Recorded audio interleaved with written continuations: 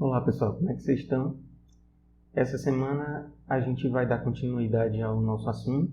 A gente está vendo técnicas de demonstração fundamentais e nessa semana em particular a gente vai ver técnicas de absurdo, de demonstração por casos, de demonstração de equivalências, demonstração exaustiva e mais algumas coisinhas que vale a pena a gente chamar a atenção para vocês, que podem ser utilizadas em demonstrações. Ok? Então a gente vai começar. Então a gente vai começar falando sobre vacuidade e trivialização, que são dois casos especiais que a gente pode observar com relação a condicionais e basicamente são as últimas técnicas que a gente consegue aplicar especificamente para condicionais.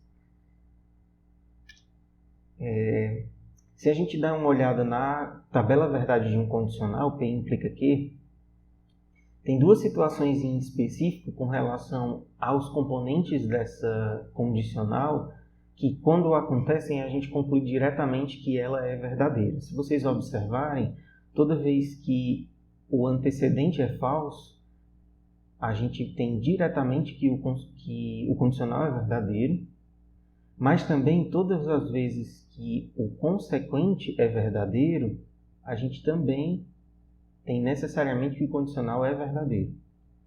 Ok? Então, sempre que o antecedente é falso e sempre que o consequente são verdadeiros, a gente diretamente tem que o nosso condicional é verdadeiro. Para essas duas situações, a gente tem nomes específicos. Toda vez que um condicional é verdadeiro porque o antecedente é falso, a gente diz que o condicional é verdadeiro por vacuidade. E toda vez que acontece do condicional ser verdadeiro porque o consequente foi verdadeiro, a gente diz que ele é verdadeiro por trivialização, ou então que o condicional é trivial, certo? Isso em específico vai acontecer quando a gente estiver vendo outras técnicas de demonstração mais à frente. Em específico, a vacuidade acontece muitas vezes como um dos argumentos para a verdade quando a gente está utilizando a técnica de indução. Mas é um assunto que a gente vai ver em outras semanas mais à frente. Ok? Então, o livro de vocês inclui alguns exemplos bem simples sobre como é que a gente pode argumentar que um condicional é verdadeiro, e ele induz exemplos onde necessariamente o antecedente é falso, e outro exemplo onde necessariamente o consequente é verdadeiro, mas aqueles exemplos eles são muito artificiais. Então, não vou trazer esses exemplos para vocês, mas quando a gente tiver uma situação onde a gente pode aplicar esse argumento, eu vou chamar a atenção disso para vocês novamente. Mas, em particular, outro momento onde a vacuidade aparece como um argumento e que é um momento super interessante, a gente vai ver ele na próxima semana, é quando a gente usa no contexto de domínios vazios. Porque, geralmente, quando a gente está argumentando com relação a esse tipo de sentença, se a gente não tem nenhum elemento nesse nosso domínio, a gente pode concluir que mesmo assim a afirmação que a gente está falando é verdadeira por conta dessa equivalência aqui. Se eu digo que para todo elemento de um domínio D, essa propriedade P de x é verdadeira, é a mesma coisa de eu estar dizendo que para todos os elementos do universo, se ele estiver no domínio, então ele apresenta essa propriedade. Então a gente consegue observar um condicional aparecendo aqui e, em particular, em domínios vazios, essa parte aqui é sempre falsa. O que significa que necessariamente o condicional é verdadeiro, então esse tipo de sentença para domínios vazios é verdadeiro. E esse tipo de argumento vai acontecer e vocês vão poder entender melhor o tipo de coisa que a gente está falando quando a gente estiver tentando demonstrar que afirmações são falsas, que é o que a gente chama de refutação. Mas é basicamente esse tipo de argumento que a gente vai utilizar quando a gente estiver no exemplo que eu falei de indução. Às vezes, a gente precisa demonstrar um caso base, e vocês vão entender o que significa essa estrutura mais para frente, onde, em particular, a afirmação que esse caso base significa é alguma coisa com relação a uma implicação onde o antecedente é falso. E aí a gente pode concluir que a gente pode continuar o processo de demonstração porque o caso base é verdadeiro exatamente por conta de vacuidade. Mas, só relembrando, toda vez que a gente tiver uma implicação P implica Q, onde isso aqui sempre é falso, a gente pode dizer que ela é verdadeira por vacuidade, e onde isso aqui é sempre verdadeiro, a gente pode dizer que ela é verdadeira por trivialização, ou então ela é trivial. Ok? E aí a gente passa a voltar para as técnicas de demonstração que a gente estava falando. Essa, em particular, a demonstração por contradição, é uma técnica de demonstração que vale para todo tipo de sentença. E para que vocês entendam melhor o funcionamento e o porquê que ela é um argumento válido, eu preciso comentar para vocês com relação a essas duas máximas sobre as quais o sistema de argumentação que a gente usa na lógica se baseia. A primeira delas é o que a gente chama de princípio do terceiro excluído.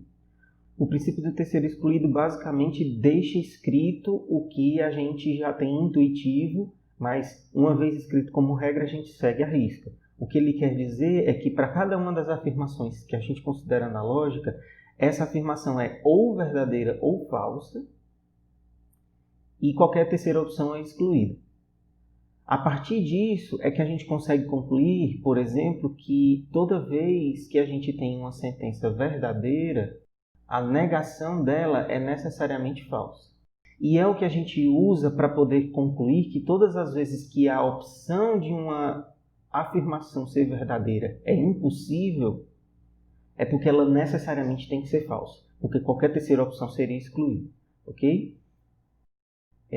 A gente vai voltar a esse princípio daqui a pouco. E é uma das coisas que sustenta o argumento de contradição. Além disso, a gente tem que observar o conceito de argumento válido e a lógica que a gente usa quando a gente faz considerações e quando a gente faz conclusões a argumentações lógicas. Dentro do nosso sistema, a gente tem como pétreo, não muda, que a partir de informações verdadeiras e a aplicação de regras válidas, então toda vez que a gente começa de uma coisa verdadeira e que segue todas as regras do jogo, que a gente aplica só regras que necessariamente são argumentos válidos, a gente só pode concluir informações verdadeiras. Certo? Bom, isso daí é uma garantia de que toda a matemática funciona, porque muitas coisas a gente se baseia de que muitos argumentos de demonstrações se baseiam nas verdades de outras coisas que a gente já demonstrou. E a gente tem certeza de que se tudo foi demonstrado dentro desse sistema, a gente pode fazer uso dessa informação porque o que a gente vai concluir está tudo ok. Mas o que essa informação permite a gente observar são duas coisas importantes.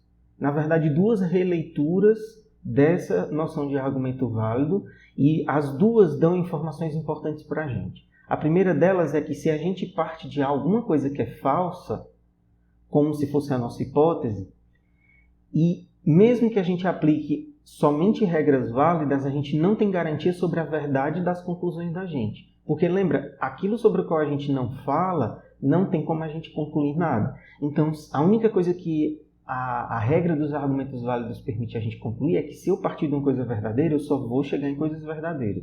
Mas se eu partir de coisas falsas, eu não disse nada. Então, o que eu concluo pode ou não ser verdadeiro. Ok? E de outra forma, que é basicamente onde se sustenta a noção de demonstrações por contradição, é o seguinte. É impossível que as hipóteses de onde a gente partiu sejam verdade se a gente tiver chegado a alguma conclusão que é necessariamente falsa. Porque a gente só conclui coisas verdadeiras a partir de coisas verdadeiras. Certo?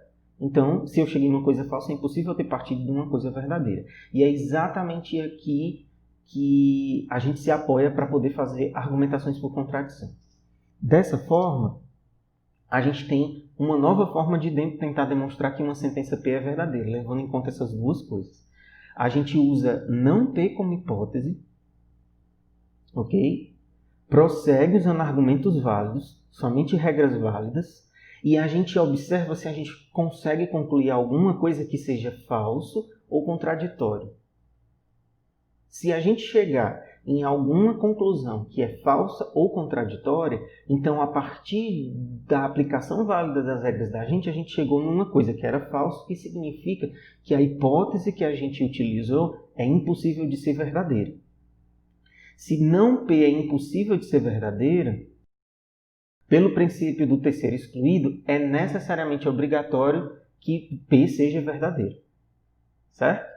E aí a gente chama essa técnica que a gente utilizou ali como demonstração por contradição, mas outro nome que a gente usa bem frequentemente, inclusive quando a gente escreve os textos de demonstração, é absurdo. Como eu falei, esse tipo de demonstração pode ser usado em qualquer tipo de sentença, e apesar de ser estranho a gente estar manipulando essas coisas com relação à negação, esse tipo de técnica de demonstração é muito forte e muito utilizado. Frequentemente a gente encontra demonstrações por absurdo.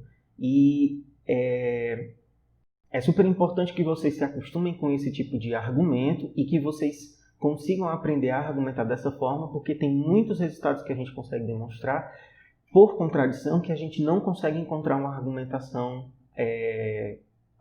válida com as outras técnicas que a gente viu, certo?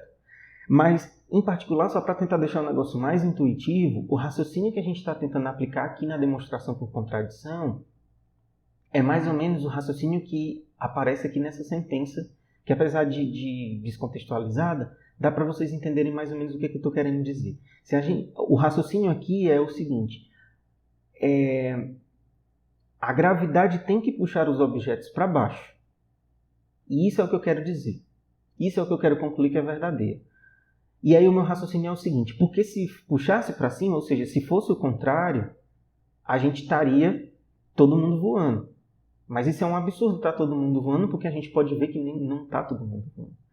Então, basicamente, é o seguinte: a gente mostra que a afirmação que a gente está pensando é verdadeira, porque a gente percebe que a situação dela ser falsa é absurda. Porque uma vez que a gente considera que ela não é verdadeira, coisas estranhas começam a acontecer no mundo. A gente começa a concluir coisas que a gente não poderia concluir. Certo? Então, a noção da demonstração por contradição é essa. A minha afirmação tem que ser verdadeira, porque se ela fosse falsa, várias coisas que não fazem sentido iriam acontecer. Certo? E definitivamente essas coisas não podem acontecer. Então, necessariamente, a minha afirmação é verdadeira. Beleza? Então, relembrando, para a gente demonstrar por contradição, a gente sempre vai observar a negação das nossas sentenças. Certo?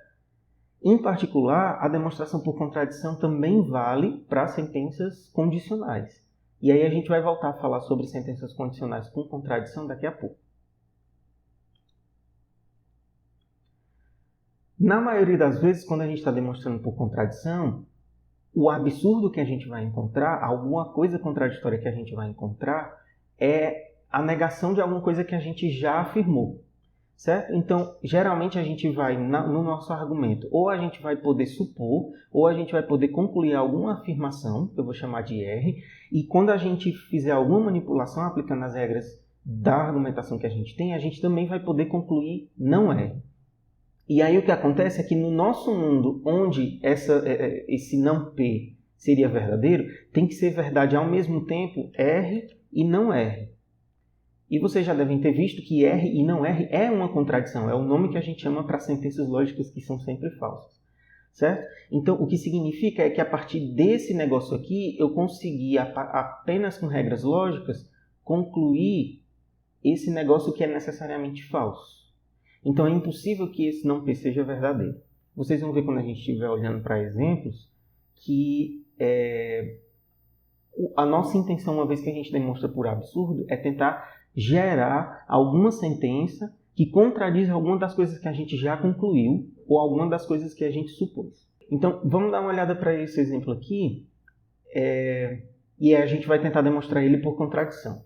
A proposição daqui diz o seguinte: ao menos 4 de 22 dias escolhidos devem cair no mesmo dia da semana. Vamos imaginar que a gente pegou os 365 dias ou 66 dias do ano que a gente tinha disponíveis, escolheu 22 dias, e o que a gente está afirmando é que necessariamente eu não vou conseguir fugir da informação de que pelo menos 4 desses dias que eu escolhi vão cair no mesmo dia da semana. Então a gente tem 7 dias da semana para observar e a gente vai tentar descobrir o que foi que aconteceu. Se a gente começa uma argumentação por absurdo, o que a gente vai fazer, então, é supor que essa sentença aqui é falsa, certo? Então, se eu estou dizendo nessa sentença P que ao menos 4 dias tem uma certa propriedade, a negação vai dizer que é no máximo 3 dias, certo? A negação de P, então, vai incluir a informação de que, bom, se isso aqui não é verdadeiro, é porque no máximo 3 dias cai em qualquer que seja o dia da semana. Então, por absurdo, vamos supor que a sentença seja falsa. E aí eu preciso chamar a atenção para vocês de que a gente tem que justificar o porquê que a gente faz as hipóteses e porquê que a gente argumenta do jeito que a gente está fazendo. E o que significa que a gente precisa incluir a técnica de demonstração que a gente está utilizando, pelo menos enquanto a gente estiver dentro da disciplina de matemática discreta, até que vocês se acostumem, a gente precisa incluir qual é a técnica que a gente vai utilizar, certo? Então eu vou começar essa argumentação dizendo que eu vou usar a técnica de absurdo, então por absurdo, e aí eu posso fazer tudo que a minha técnica pede. A minha técnica de absurdo pede que eu suponha que a sentença é falsa e que eu aplique apenas regras válidas e tente concluir alguma coisa que seja contraditória. O que ela me garante é que se eu chegar nesse final, necessariamente a minha hipótese era falsa, então supor que a sentença é falsa é mentira, o que significa que ela tem que ser verdadeira, certo? Então vamos supor que essa sentença é falsa. Isso significa que a gente pode supor que a gente fez uma escolha arbitrária de 22 dias e que dentro dessa escolha arbitrária de 22 dias, cada dia da semana foi contemplado no máximo 3 vezes, certo? Então a gente tem que a gente escolheu 22 dias e que mesmo assim cada um dos 7 dias da semana foram contemplados apenas 3 vezes no máximo. Então, o que é que a gente pode fazer aqui para tentar encontrar um absurdo? Vamos tentar, então, recontar de uma forma diferente quantos dias a gente conseguiu. Se eu tenho 7 dias da semana e em cada um deles foi contemplado no máximo 3 vezes, eu sei dizer qual foi o máximo de elementos que eu consegui escolher. E aí vamos tentar ver se esse negócio é contraditório. Certo? Então, como a gente tem 7 dias da semana, cada um foi contemplado no máximo 3 vezes, a gente tem que o máximo de dias que a gente pode ter escolhido são os 3 dias máximos que cada um dos 7 dias da semana tem. O que significa que a gente poderia ter escolhido no máximo 21 dias, certo? Mas isso contradiz a informação de que eu tinha 22 dias escolhidos, certo? Por um lado, eu descobri que eu só posso ter escolhido no máximo 21. Por outro lado, eu comecei achando que eu tinha escolhido 22. Então não pode ser essas duas coisas de verdade ao mesmo tempo. Isso é um absurdo, já que por hipóteses a gente tinha escolhido exatamente 22 dias. Então a gente encontrou uma contradição. O que significa que a hipótese era falsa e que a proposição era verdadeira. Certo? Um outro exemplo que a gente vai poder aplicar demonstração por contradição é esse de que raiz de 2 é irracional. Observe que esse tipo de sentença não dá para a gente demonstrar por demonstração direta. Porque o que raiz de 2 ser irracional significa é que não existem P e Q com Q diferente de zero, tais que raiz de 2 é escrito como P dividido por Q. Não tem como eu argumentar que não existe esse par de números inteiros. Certo? Porque o que eu teria que fazer era argumentar 2 a 2 todos os números inteiros que eu pudesse pegar, em que o segundo é diferente de zero, nenhuma dessas contas vai dar raiz de 2. Isso é um processo muito complicado da gente argumentar dessa forma. Mas se a gente usar a demonstração por contradição, o que a gente precisa é supor que essa informação aqui que estão dando para a gente, que estão afirmando, é falsa. E supor que isso aqui é falso é a mesma coisa que dizer que a raiz de 2 é racional. E manipular o conceito de racional é bem mais fácil. A gente tem uma noção de existe, e aí eu posso dar nome para essas duas coisas, e não uma noção de não existe. Certo? E aí o que a gente vai fazer é tentar encontrar um absurdo, porque se raiz de 2 fosse racional, tinha que ter 2 números que eu consigo relacionar pela definição de racional lá. E aí o que eu vou poder concluir é que esses dois números, se eles existissem, ia gerar algum tipo de informação contraditória. Então eles não podem existir, o que significa que raiz de 2 é irracional. E aí a nossa argumentação vai ser assim.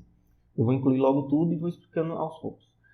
Para que a gente possa fazer essa argumentação, eu tenho 2 pontos de asteriscos aqui que eu preciso que vocês aceitem ou pelo menos esperem um pouquinho.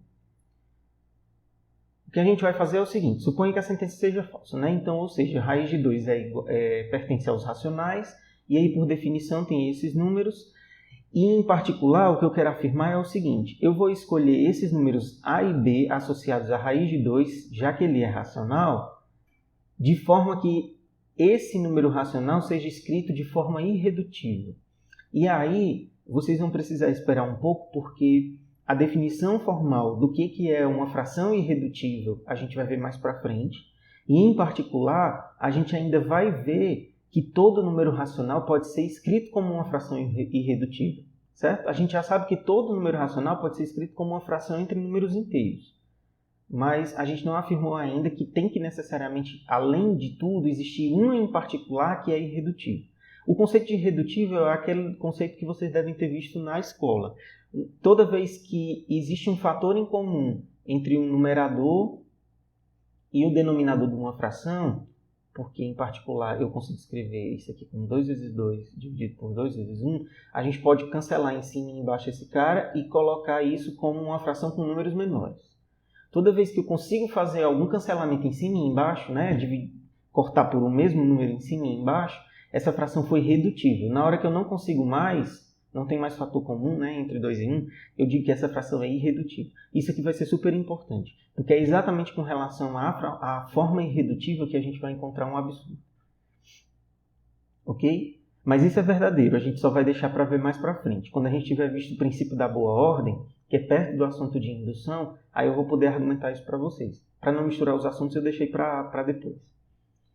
Ok? Aqui em particular, eu misturei os P's e o Q's e o A's e o B's. Então eu vou consertando enquanto a gente está argumentando. Então raiz de 2 é igual a dividido por B escrito de forma irredutível. Aqui em particular não era P e Q, era A e B, certo? Então raiz de 2 é igual a A sobre B. E se eu elevar ao quadrado os dois lados dessa minha igualdade, eu consigo afirmar que 2 é igual a A ao quadrado dividido por B ao quadrado. E aí eu posso passar esse B ao quadrado para o lado de lá, né? O mesmo que eu multiplicar os dois lados da igualdade por B ao quadrado. E aí eu consigo afirmar que 2B ao quadrado é igual a A ao quadrado. E aí olha o seguinte, o que eu consegui foi encontrar o A ao quadrado escrito como 2 vezes um número inteiro. Então eu posso afirmar que o A ao quadrado é um número par. Certo? Então, eu posso concluir que A ao quadrado é par por definição, eu consegui escrever ele assim, e aí o que acontece é que a gente pode argumentar que toda vez que eu tenho um número par, toda vez que eu tenho que A ao quadrado é par, eu posso concluir que A é par também. Certo? Então, isso daqui, eu não vou fazer a demonstração aqui no meio, mas é facilmente demonstrável por contrapositivo. Então, eu vou deixar esse negocinho aqui como exercício para não poluir a demonstração, mas é verdadeiro, certo? Então, toda vez que eu pego um número ao quadrado sendo par, eu posso concluir que esse próprio número A é par também, e isso eu vou utilizar aqui na argumentação. Então, já que A ao quadrado é par, eu posso concluir que o A também é par, e aí eu consegui escrever o A desse jeito, segundo a definição de par. O que eu quero é substituir esse carinha aqui nessa formulazinha, 2b ao quadrado igual ao quadrado, e tentar encontrar alguma coisa com relação ao b ao quadrado. Então eu vou substituir em 2b ao quadrado igual a A, e vou conseguir encontrar que b ao quadrado é igual a 2k ao quadrado, certo? Em particular, o que eu fiz aqui foi distribuir o expoente sobre os fatores multiplicativos. Depois eu cancelei esse 2 com esse 2. E encontrei que b ao quadrado é igual a 2k ao quadrado. E aí, de novo, eu consegui encontrar que o b ao quadrado é par. Eu sabia que o a ao quadrado era par. Concluí que o a era par. Agora eu descobri que o b ao quadrado tem que ser par também. Beleza? Pelo mesmo argumento de antes, se o b ao quadrado é par, a gente pode concluir que o b também é par. E aí eu vou escrever o b desse jeito, segundo a definição de par. Beleza? Então, o que eu concluí lá atrás era que A pode ser escrito como 2 vezes K. Agora eu tenho que B pode ser escrito como 2 vezes W. E K e W em particular são números inteiros. Certo? Se eu pegar a minha informação inicial de que raiz de 2 é racional, então ele pode ser escrito dessa forma. E substituir os valores de A e de B que eu encontrei, que necessariamente precisam ser.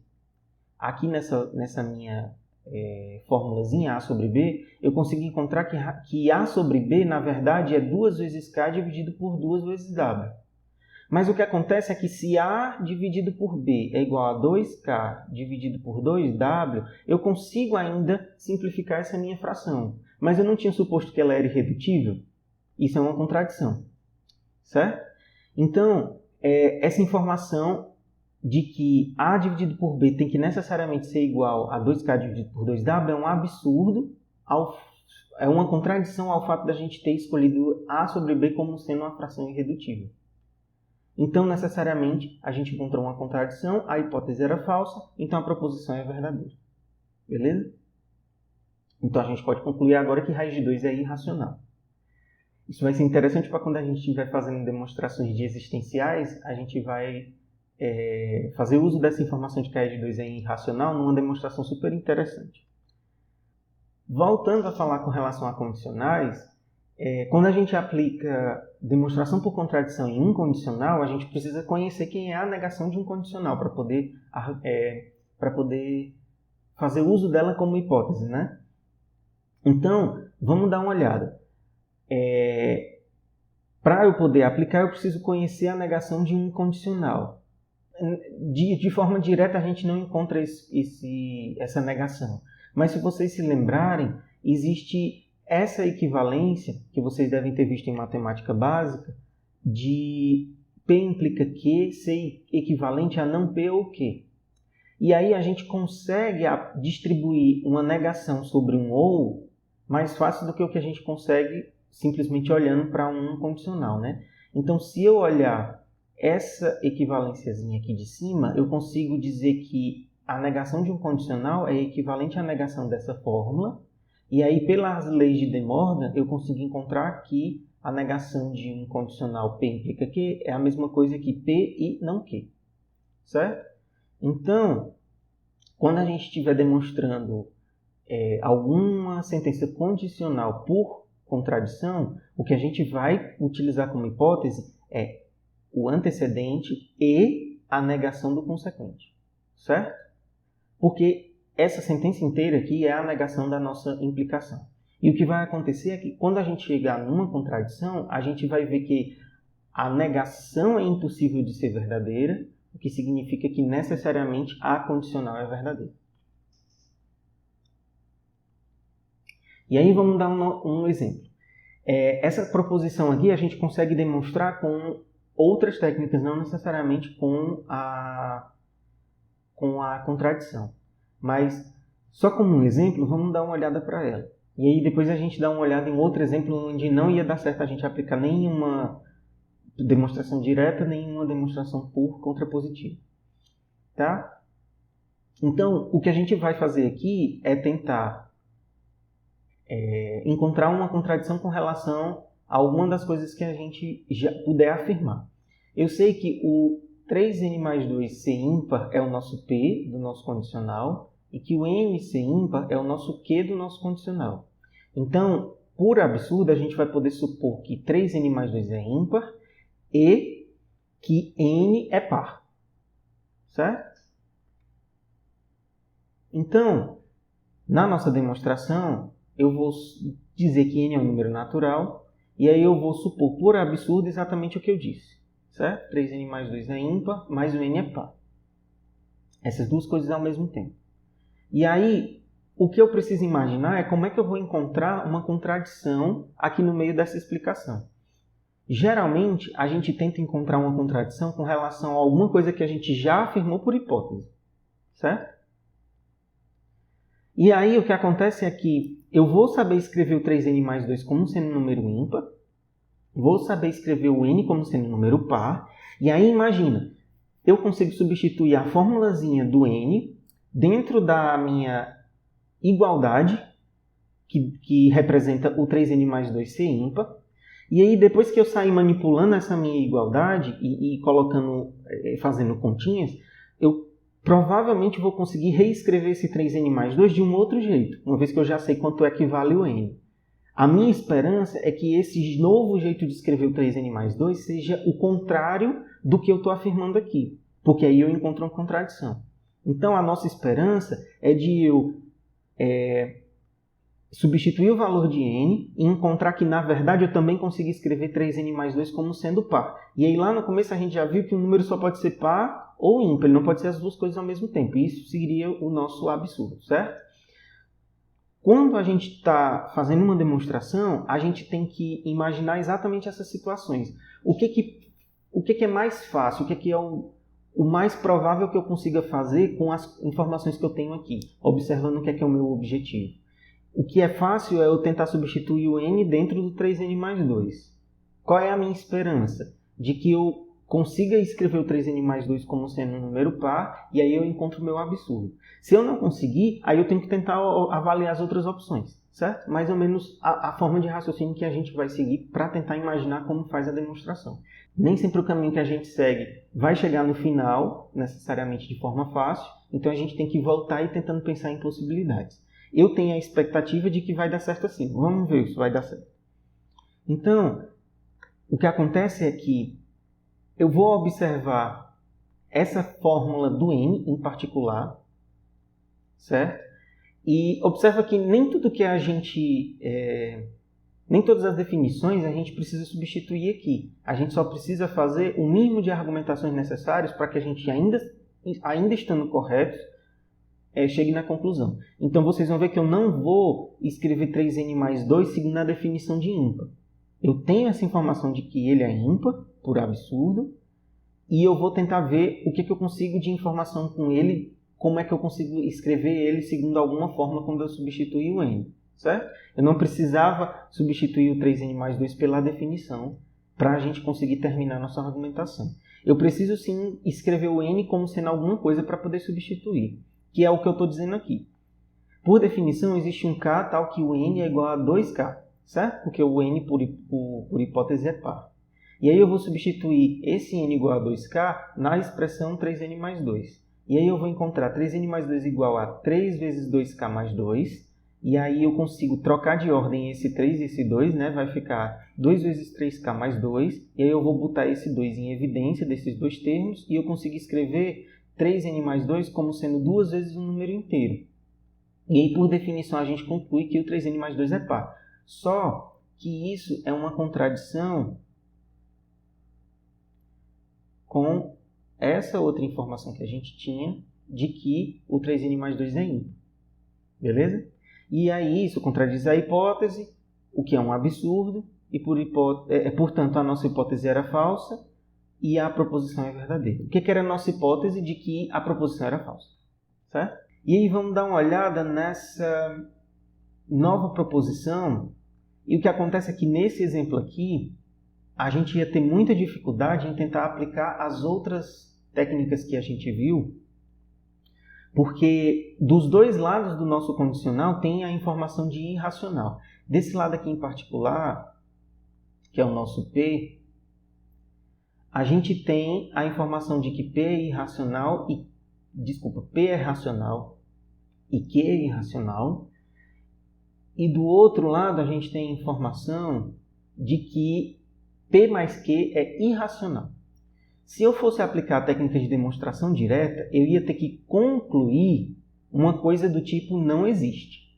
Como eu falei no encontro virtual com vocês, concluir coisas do tipo não existe é um processo complicado. Nem todas as definições que a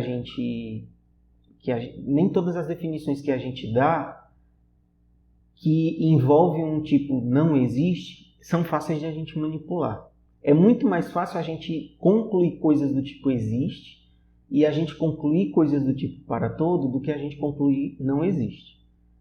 Certo? Então, sempre que vocês virem uma sentença condicional onde o que tem que ser concluído envolve não existe, deixa essa possibilidade de lado um pouquinho e tenta ver outras possibilidades.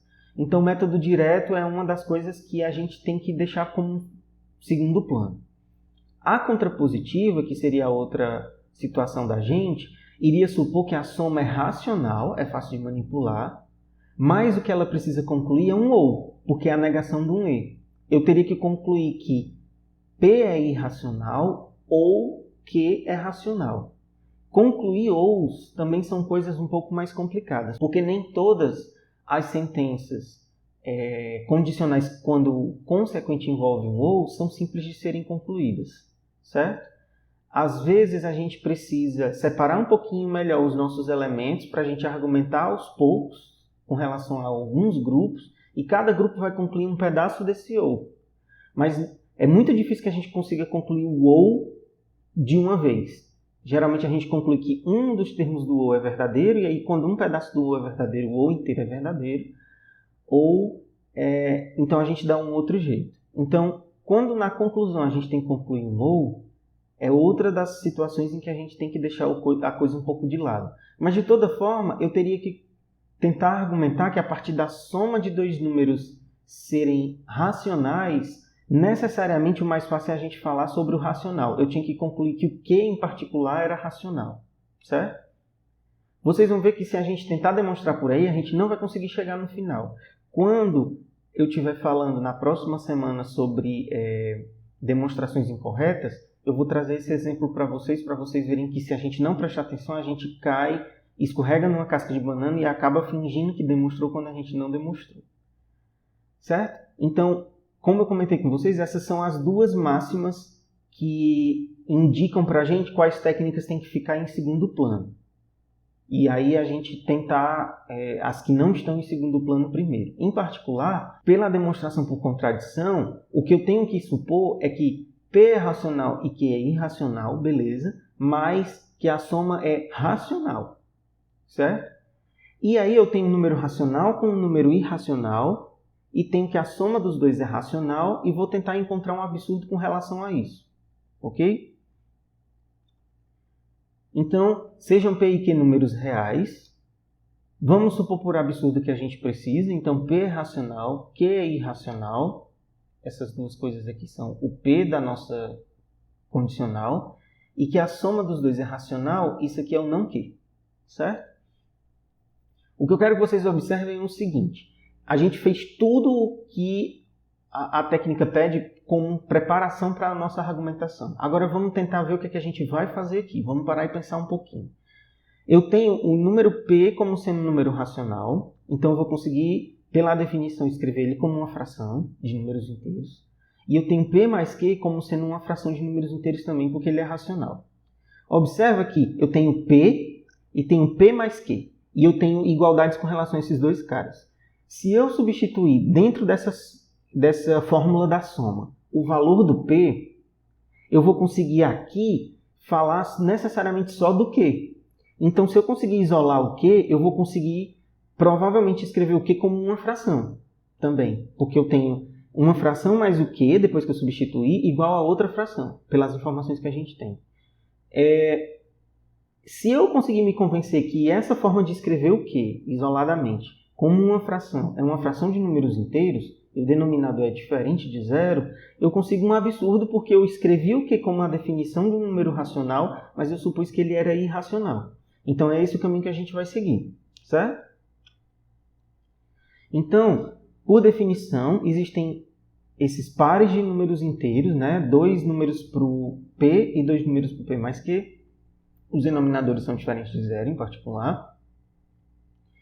E aí o que a gente vai fazer é observar a expressão P mais Q igual a W sobre Z e substituir o valor de P ali dentro. Para a gente tentar determinar o valor de Q em função dessas outras coisas. Certo? Então, a gente tem que P mais Q igual a W sobre Z, do jeito que eu tinha escrito aqui. Aí eu substituí P por X sobre Y. passei essa fração para o outro lado e consigo Q como sendo essa diferença. E aí a diferença de frações é calculada multiplicando os denominadores, certo? E aí os termos de cima são basicamente os produtos cruzados, né? Então vai aparecer W vezes Y e depois X vezes Z, ok? Então eu consigo escrever Q como sendo essa fraçãozinha única aqui, em que eu tenho aqui em cima e aqui embaixo coisas para observar, para ver se eu consigo escrever Q como sendo um número racional. Se eu conseguir, eu encontrei o meu absurdo. E o que acontece é que aqui em cima só tem números inteiros, né? Eu tenho produto e diferença entre números inteiros. Essa parte de cima pertence aos inteiros. E essa parte de baixo é o produto entre dois números inteiros, mas em particular são dois números inteiros não nulos, Y e Z. Então esse produto tem que ser diferente de zero também, além de ser inteiro. Então eu consegui escrever o Q como sendo um número racional, certo? Como o Z vezes o Y é um número inteiro não nulo, e aí só relembrando para vocês, para conjuntos numéricos, quando a gente coloca esse asteriscozinho aqui, a gente está excluindo o zero, né? Então é um número inteiro diferente de zero, e esse carinha aqui também é um número inteiro, a gente conclui que o Q é racional. Mas isso é uma contradição à hipótese de ele ter sido escolhido como sendo um número irracional. Então, a hipótese da proposição ser falsa é mentira, ela tem que ser verdadeira. A gente passa agora a falar sobre sentenças que são bicondicionais. Até agora a gente estava utilizando o conectivo de condicional, né, a implicação, e agora a gente vai olhar o conectivo bicondicional de equivalência e imaginar como é que a gente demonstra sentenças onde esse cara é o conectivo principal. E a gente vai ver que, na verdade, o que a gente está fazendo é uma evolução e um aproveitamento das coisas que a gente já viu. Em particular, quando a gente olha para a tabela verdade do conectivo bicondicional, a gente pode perceber que essa sentença ela é verdadeira exatamente quando os valores verdade de P e Q são iguais. Então, quando P e Q são ambos verdadeiros, a gente tem que o bicondicional é verdadeiro, e quando eles são ambos falsos, a gente tem que o bicondicional é verdadeiro também. E é o sentido, a ideia do bicondicional é dizer que as duas sentenças são equivalentes, no sentido lógico, né? Então, as duas têm que ser sempre o mesmo valor verdade. E o que acontece é que quando eu tentar demonstrar um bicondicional, eu tenho a opção de observar a tabela verdade, e aí tentar mostrar que é exatamente esse o caso, de que os valores verdades dos dois elementos são necessariamente o mesmo sempre. Então, uma das formas de demonstrar é a gente fazendo uso apenas de regras de equivalência e tentar relacionar os valores das duas sentenças. Regras de equivalência são aquelas que dizem que, a partir do que eu estou afirmando aqui, as coisas que eu estou afirmando mais para frente têm sempre o mesmo valor verdade do que o inicial. Então, geralmente, o que a gente vai tentar fazer é uma dessas três opçõezinhas aqui. Ou eu vou pegar a sentença que o P representa e tentar manipular ela até eu encontrar exatamente a sentença que o Q representa. E aí, como eu fiz transformações somente de equivalência, qualquer que seja o valor do P vai ser necessariamente igual ao valor de Q. Certo? Porque todo o processo no meio do caminho eu tenho sempre sentenças que dizem exatamente o mesmo valor verdade.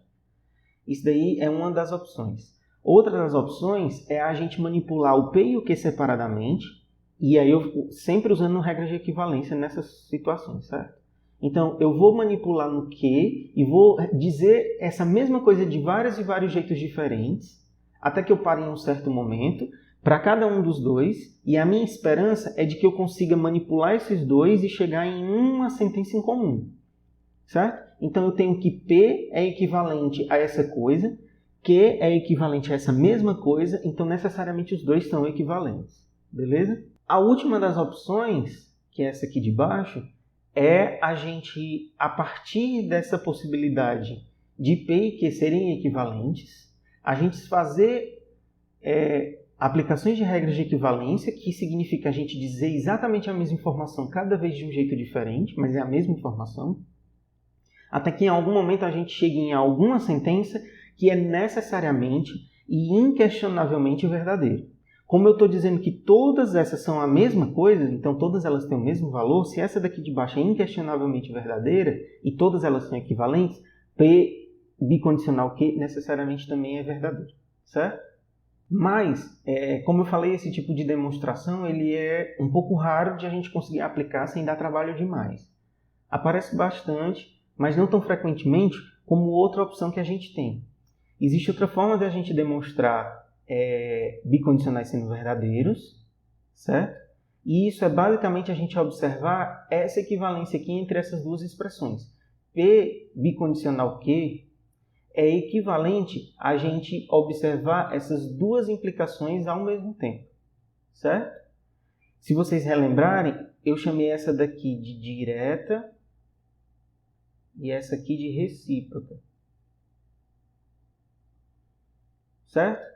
Mas a gente dá outros nomes nesse contexto aqui para elas. A gente chama essa daqui de ida, essa aqui de volta. É como se, já que o valor verdade é transportado, né, para os dois lados, então, se eu conseguir mostrar que toda vez que P é verdadeiro, Q é verdadeiro, que é a mesma coisa dessa implicação P implica aqui, e eu conseguir mostrar que toda vez que Q é verdadeiro, P é verdadeiro também, que é a outra, eu estou conseguindo mostrar que os dois valores têm que ser equivalentes, certo? Principalmente porque as contrapositivas também continuam valendo, que mostram que toda vez que um é falso, o outro é falso, toda vez que o outro é falso, um é falso. Ok? Se eu não me engano, a gente chama essa equivalência entre essas duas sentenças de definição da bicondicional.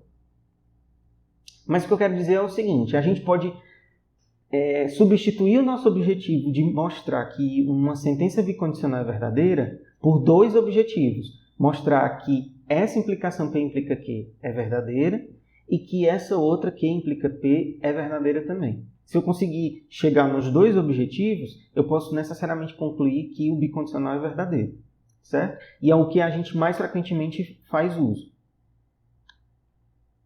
Se a gente puder mostrar ambas as direções do bicondicional, a gente pode concluir, então, que a sentença original era verdadeira, certo?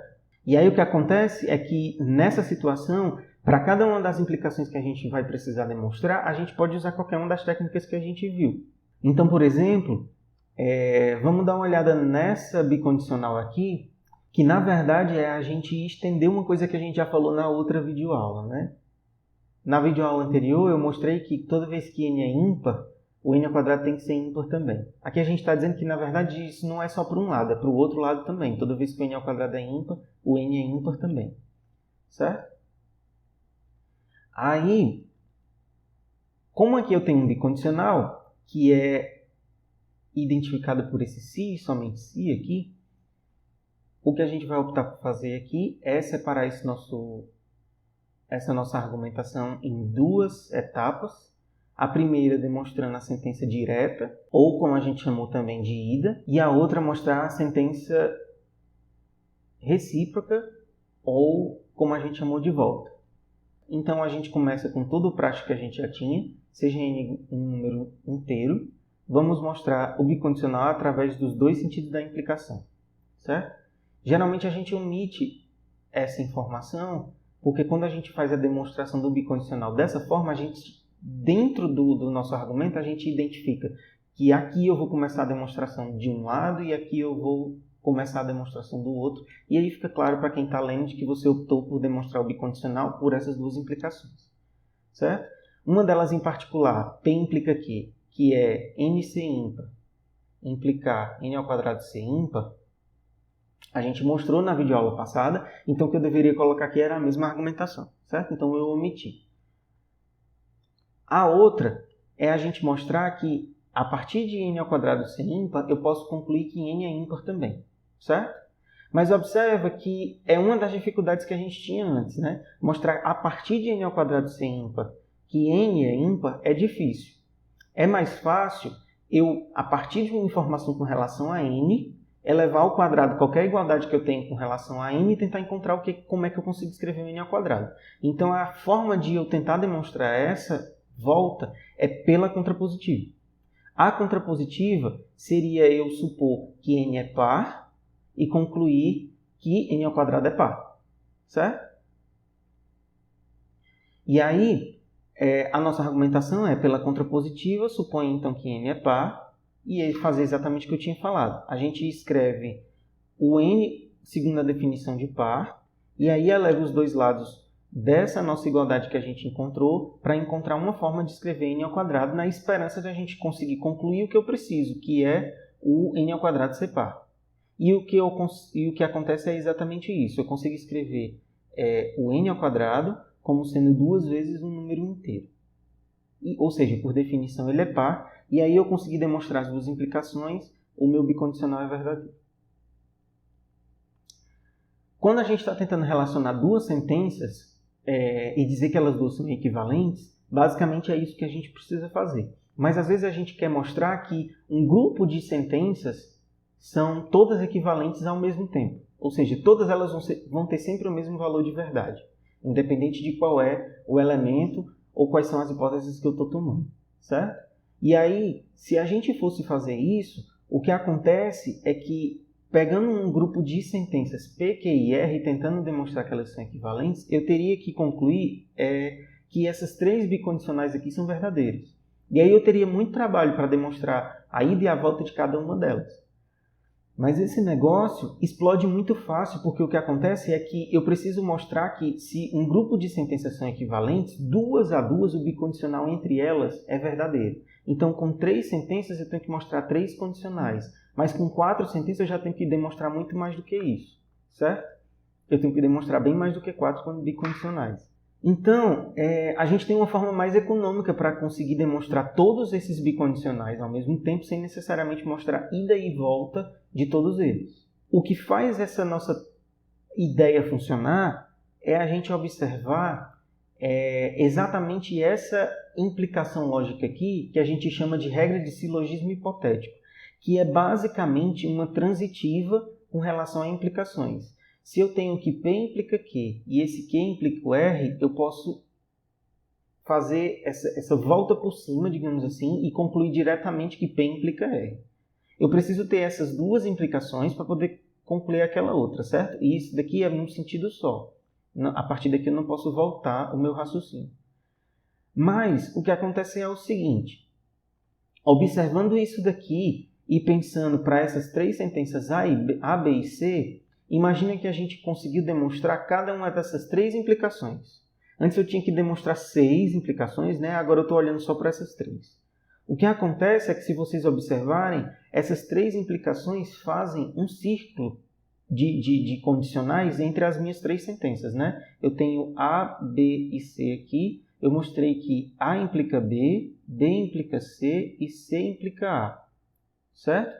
Essa regra aqui de cima, essa transitividade, digamos assim, quando a gente olhar para cá, vai dar para a gente de graça a informação das implicações que eu não demonstrei. Porque A implica B e B implica C me permite concluir necessariamente que A implica C, que seria a volta do que eu já tenho, certo? Então, só com isso, eu já tenho certeza que o A e o C são equivalentes.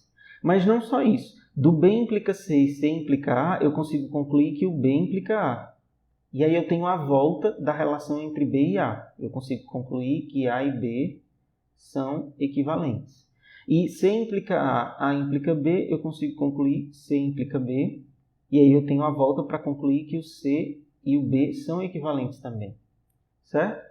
Se vocês substituírem A, B e C pelos P, Q e R que eu falei no slide anterior, vocês vão ver que com 3 implicações eu consegui demonstrar os 3 bicondicionais. Mas eu preciso ter necessariamente essa noção de que eu vou demonstrar implicações suficientes para poder fazer um círculo entre essas minhas sentenças, certo? O que eu tenho que ter em mente o tempo todo é que eu preciso concluir que todas essas implicações são verdadeiras. Mas, para algumas dessas implicações, vêm necessariamente de graça quando eu demonstro outras, usando sempre essa ideia do silogismo hipotético, certo? O que eu quero dizer é o seguinte: se em vez de eu ter demonstrado essas implicações em verde, eu tivesse te demonstrado as implicações em cinza, as em verde viriam de graça, por conta do silogismo hipotético, certo? Qualquer círculo que você conseguir formular vai funcionar. Ok? Mas o que acontece é que eu tenho que perceber se todas as implicações que eu deixei de argumentar necessariamente vêm de graça. Uma das formas é você observar se você fez esse círculo. Outra das formas é você observar todas as demonstrações que você fez e observar as que faltaram e se você consegue concluir a partir das que você deu. Certo? Então, essa forma de raciocínio funciona para qualquer quantidade de sentenças. Eu não precisava ter só 3, eu poderia ter 4 e aí demonstrar um círculo de implicações que faça um círculo entre as 4 das minhas sentenças e aí vocês vão ver que esse raciocínio se aplica, né? Eu consigo saltar de 2 em 2 por essa noção do silogismo hipotético e aí eu tenho novas implicações que são verdadeiras. Eu posso usar essas para ver se eu consigo saltar algumas outras, vocês vão ver na verdade que todas aparecem. Beleza? E aí, vamos dar uma olhada nesse exemplo onde eu peço para a gente ver se essas 3 sentenças aqui, que eu chamei de I, 2I e 3I, são equivalentes. Ok? Eu poderia mostrar 2 a 2, que uma se somente se a outra, mas a gente vai utilizar essa técnica para tentar fazer essa demonstração. Geralmente, por convenção, a gente tenta fazer as coisas na ordem. Então, a gente tenta demonstrar que 1 implica 2, que 2 implica 3 e que 3 implica 1. Mas isso não é obrigatório. Como eu falei para vocês, se essas implicações em particular estão dando trabalho, você pode encontrar outras. O que precisa acontecer é necessariamente a gente passar por todas elas em círculo. Certo? O que acontece é que para esse exemplo vai dar certo essas 3 implicações cinzas aí serem demonstradas. Então, o que eu quero mostrar é que é equivalente que dados quaisquer números reais, se eu afirmo que A é menor do que B, é a mesma coisa que eu estou afirmando que a média entre A e B é maior do que A e que a média entre A e B é menor do que B. Essas 3 coisas são a mesma informação. Certo? São verdades sempre nos mesmos contextos. Então, primeiro de tudo, a gente vai começar como sempre. Eu vou pegar A e B como sendo números reais e vamos mostrar as 3 implicações a seguir para a gente poder concluir que as 3 sentenças são verdadeiras. Então, primeiro eu vou mostrar que 1 implica 2. Então, A menor do que B implica que a média é maior do que A. E aí, essa implicação eu vou demonstrar de forma direta. Por demonstração direta, vamos supor o antecedente, né, A menor do que B, e vamos observar o que a gente consegue fazer com essa informaçãozinha aqui, que é a única coisa que a demonstração direta permite que a gente use como hipótese e ver o que a gente consegue concluir. Aqui eu não tenho nenhuma definição para usar. Então, o que eu posso fazer é tentar aplicar operações sobre essa desigualdade, observando sempre se as operações são válidas, e tentar ver se eu consigo reescrever essa desigualdade de alguma forma conveniente. A minha esperança é que eu consiga escrever de um lado A mais B sobre 2 e do outro lado A. Certo? Então, percebe em particular que se eu somar A dos dois lados dessa minha desigualdade, eu consigo de um lado 2A, que depois eu consigo passar esse 2 dividindo, do jeito que tem aqui, e do outro lado eu consigo A mais B. E aí provavelmente eu vou conseguir relacionar o A mais B sobre 2 e o A. Vamos ver o que acontece. Então, de um lado eu consigo A mais A igual a 2A, né? Do outro lado eu vou só reescrever A mais B. E aí eu consigo passar esse 2A para o outro lado. Eu encontro que o A é menor do que o A mais B sobre 2, que é basicamente isso daqui. Então eu só mudei o lado, né? E a desigualdade para a gente ver que o que a gente conclui é exatamente o que eu tinha antes. Então, eu tenho que a partir de A menor do que B, eu concluo que A mais B sobre 2 é maior do que A. Do jeito que a gente queria demonstrar. Agora vamos passar para a outra implicação, que é a partir de A mais B sobre 2 ser maior do que A, eu concluí que A mais B sobre 2 é menor do que B, certo? E a lógica que a gente vai utilizar é mais ou menos a mesma. Eu vou pegar, por demonstração direta, supor que A mais B sobre 2 é maior do que A e tentar jogar coisas para os outros lados, somar ou subtrair coisas dos dois lados da minha desigualdade e tentar encontrar a outra, certo? Então, se eu passar esse 2 de volta, e aí eu vou conseguir escrever A mais B maior do que 2A. Então, olhando para cá, se eu subtrair A e somar B dos dois lados dessa minha desigualdade, eu vou ficar com A mais B menos A mais B do lado de cá. E aí eu posso cancelar esse A e esse. E aqui fica um 2B, certo? E do lado de cá, eu cancelo um desses dois A com esse. E eu fico com A mais B do lado de cá. Com o 2 que sobrou do lado de lá, quando eu passar para baixo, eu vou conseguir escrever exatamente isso, que quando a gente muda de ordem, é exatamente o que a gente precisava concluir, certo?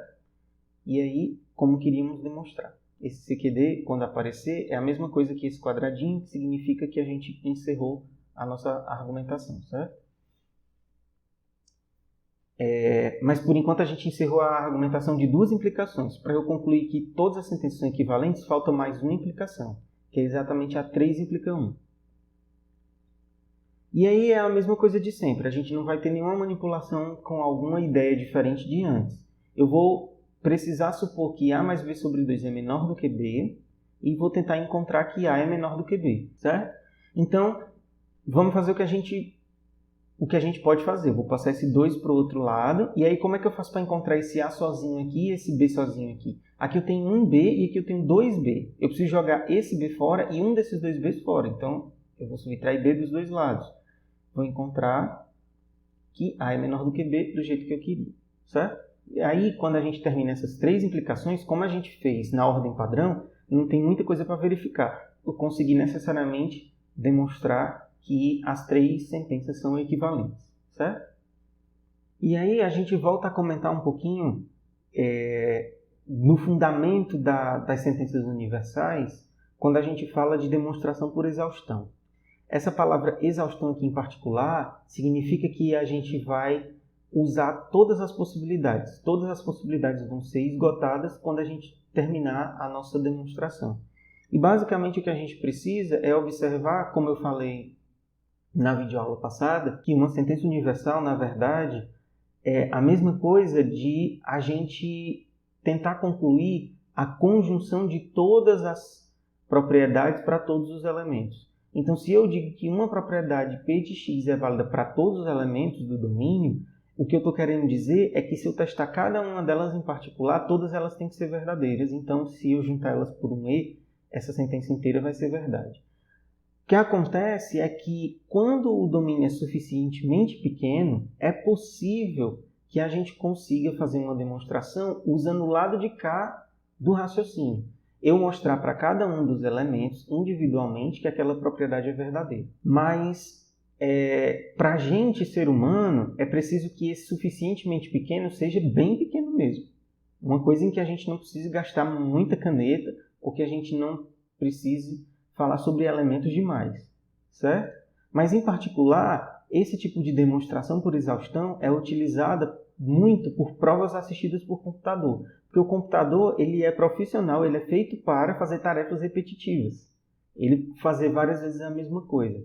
Então, quando você precisa mostrar para um grupo muito grande de elementos que uma propriedade é válida, e aí esse muito grande tem que ter uma noção de suficientemente pequeno, mas olhando o contexto do computador, você pode testar para cada um deles. Para um computador, 1 milhão de elementos, dependendo do que você está testando, necessariamente não é muita coisa. Não necessariamente é muita coisa. Certo? Então, às vezes, tem certas demonstrações matemáticas que, quando esse número é muito grande, mas é razoavelmente pequeno para um computador trabalhar, a gente opta por fazer a demonstração no computador. Ok? Por isso que é uma técnica até interessante. Existem alguns artigos científicos em que a demonstração para a afirmação que foi feita dentro desse artigo foi demonstrada por um programa de computador. E aí o contexto é outro, né? Você precisa ter certeza de que o programa que foi implementado realmente faz o que ele precisava fazer. Mas isso daí é um assunto mais para projeto de análise de algoritmos. Então, os exemplos de demonstração por exaustão, eles nem sempre são tão interessantes. Esse aqui, em particular, trazido pelo livro, ele é bem simples. E eu ainda preciso chamar a atenção para vocês de que lá no livro tem um erro no enunciado dessa proposição. Lá tem escrito que o que eu preciso mostrar é que n mais 1 ao quadrado é maior ou igual que 3 elevado a n. É um dos exemplos do livro, se eu não me engano, é o exemplo 1. É o exemplo 1 da seção 1.7, certo? E lá era n mais 1 ao quadrado. Mas, na verdade, o que a gente consegue demonstrar mesmo é que n mais 1 ao cubo. O ao quadrado a gente não consegue, porque alguns casos não funcionam. O que eu preciso falar aqui é que se eu pego n como sendo um número inteiro positivo, e além disso, e aí eu errei, ele é menor ou igual do que 4, n mais 1 ao cubo é maior ou igual do que 3 a n, certo? Então, eu tenho que pegar um inteiro positivo, que além disso é no máximo 4, e aí eu tenho que testar se isso daqui é verdade. Eu tenho que argumentar que isso é verdade para todos eles. O domínio desse conjunto, dessa sentença, é só os números 1, 2, 3 e 4. Porque esse cara é um inteiro positivo e ele é menor ou igual do que 4, né? Então são 4 elementos só que eu preciso testar. A gente pode simplesmente demonstrar para cada um deles em particular, porque o teste que a gente precisa fazer é curto. Então, o domínio dessa informação consiste só dos elementos 1, 2, 3 e 4, lembrando que aqui é menor ou igual. E aí a gente mostra para cada um deles separadamente. Quando o n é 1, eu preciso substituir o n por 1 dos dois lados. Eu vou ver que do lado de cá eu tenho 1 mais 1 ao cubo, que é 2 ao cubo, que é 8. Certo? E do outro lado eu tenho 3 elevado a 1, que é 3. E aí eu sei que o 8 é maior ou igual do que 3, para esse caso vale. Quando n é igual a 2, eu tenho do lado de cá 3 ao cubo, que é 27, e do lado de lá 3 ao quadrado, que é 9. E eu sei que essa relação é verdadeira. Então, o n mais 1 ao cubo é maior ou igual do que o 3 elevado a n. Para esse caso está válido também. Quando n é igual a 3, eu tenho do lado de cá 4 ao cubo, que é 64, e do lado de lá 3 ao cubo, que é 27. Então, para cá vale também. Quando o n é igual a 4, eu tenho aqui 5 ao cubo, que é 125. Do lado de lá eu tenho 3 à quarta, que é 81. Então, para esse caso também vale. Certo? Dessa forma, todas as possibilidades que eu tinha para aquela minha sentença precisar ser verdadeira foram esgotadas. Esse exemplozinho aqui é um pouquinho mais interessante porque você precisa raciocinar um pouco mais. Não é um negócio simplesmente de sair testando. Mas vocês vão ver que utilizar a demonstração por exaustão também é uma opção interessante, principalmente porque a gente não tem propriedades matemáticas suficientes para poder fazer manipulação do jeito que a gente vem fazendo antes.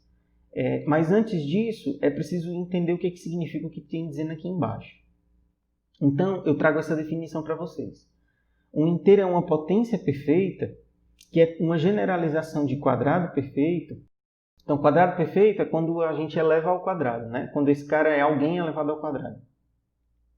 Cubo perfeito é quando esse cara é alguém elevado ao cubo. Potência perfeita é quando esse cara é o resultado de alguma operação de potência. Então, o número A é uma potência perfeita se eu tenho números inteiros n e b com b em particular maior do que 1, porque ele é o expoente, tá? De forma que eu consiga escrever A igual a n elevado a b. Então, tem que ser alguma potência que tenha graça. Então, ou eu elevei ao quadrado, ou eu elevei ao cubo, ou à quinta. Para algum expoente inteiro, né? O A tem que ser o resultado da aplicação de uma potência. E aí eu chamo esse cara de potência perfeita. O que a proposição diz é o seguinte: os únicos inteiros positivos consecutivos, no sentido de ser um igual ao outro mais um, né? Não excedendo 100, que são potências perfeitas, são 8 e 9. Vamos quebrar esse negócio aqui.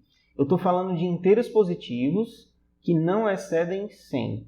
Então, eu estou falando dos números entre 1 e 100, necessariamente. Ok? E eu quero olhar dentro desses elementos, desses carinhas aqui, quais deles são potências perfeitas e tenho que olhar quantos pares são de números consecutivos, dentre as potências perfeitas. Certo? Então, tem 100 elementos para eu olhar. Mas vocês vão perceber que eu não vou precisar olhar para todos os 100. Porque eu tenho que olhar só para quem é potência perfeita. Certo? Então, se eu começar a enumerar potências perfeitas, eu vou conseguir descobrir quais são os únicos elementos que eu vou precisar olhar. Que é exatamente a ideia da gente. Por exaustão, as potências perfeitas não excedendo 100 são... Aí, o que eu fiz? Eu agrupei elas em potências de 2, desculpa, potências ao quadrado, né, no caso, o cubo, a quarta, a quinta, a sexta, a sétima, e aí a gente vai ver que eu posso parar bem aí.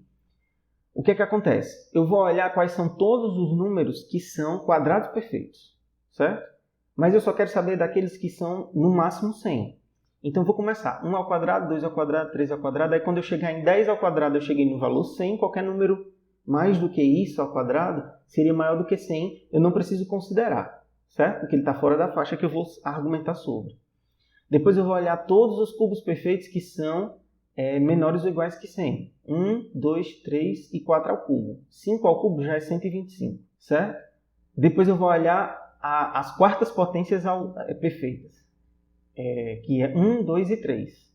Porque 4 a quarta já é 256. Depois eu vou olhar a quinta, 3 a quinta já é 81 vezes 3, que com certeza já é maior do que 100. Depois 1 a sexta, 2 a sexta, 3 a sexta já era bem maior, né? Se 3 a quinta já era maior. Depois eu só tenho 1 elevado à sétima, porque 2 a sétima já é 128. Então já passou de 100. E aí o que acontece eu não preciso olhar mais nenhuma dessas categorias, porque todas elas só vão ter o 1 elevado a qualquer coisa. Então eu estou repetindo números. O que eu estou dizendo é o seguinte: todos os números que eu escrevi aqui são o grupo de números que eu preciso olhar. Eu só preciso olhar para esses. E tem números repetidos. Obviamente, as potências de 1 são todas iguais, né? Então, eu não preciso olhar mais do que isso. Vamos calcular todos esses números, então. Vamos tirar as repetidas e vamos observar para os valores deles. São só para eles que eu vou precisar argumentar. E aí, reduzindo, os únicos elementos que são potências perfeitas que estão entre 1 e 100 são esses que estão aqui. 1, 4, 8, 9, 16, 25, 27, 32, 36, 49, 64, 91 e 100. Certo? E aí, olhando para a cara deles, já dá para a gente perceber que os únicos que são consecutivos são o 8 e o 9, que é exatamente o que tinha escrito na nossa proposição, os únicos inteiros positivos. Então, necessariamente, é verdade aquilo que a gente queria afirmar, certo? A alternativa a se fazer desse jeito, que é uma forma de listagem mais compacta dos elementos que a gente precisa observar, seria eu olhar para cada um dos números entre 1 e 100 se ele é potência perfeita de alguém. E aí eu teria 100 elementos para olhar, né? Dessa forma a gente economizou e mesmo assim está falando sobre todo mundo. E aí a gente passa a falar sobre demonstração por casos, que a gente vai ver que é mais ou menos essa questão por exaustão, só que feito de um jeito um pouco mais organizado, um pouco mais agrupado. E aí eu preciso relembrar vocês de algumas coisas que, na verdade, parecem uma dificuldade, mas são a motivação de como é que funciona a demonstração por caso. Lembra que toda vez que a gente introduz uma hipótese dentro da nossa argumentação, tudo que a gente conclui a partir dali, necessariamente, são coisas cuja verdade está restrita à hipótese ser verdadeira, não é? E aí o que acontece é que se no meio da minha argumentação para um conjunto de elementos eu introduzo uma hipótese que joga alguns elementos fora, no sentido de que nem todos os elementos ali de dentro respeitam essa hipótese como verdadeira, então quando eu chegar na minha conclusão eu estou demonstrando só para esses elementos considerados pela hipótese. E aí eu não posso dizer nada com relação aos elementos que eu joguei fora, certo?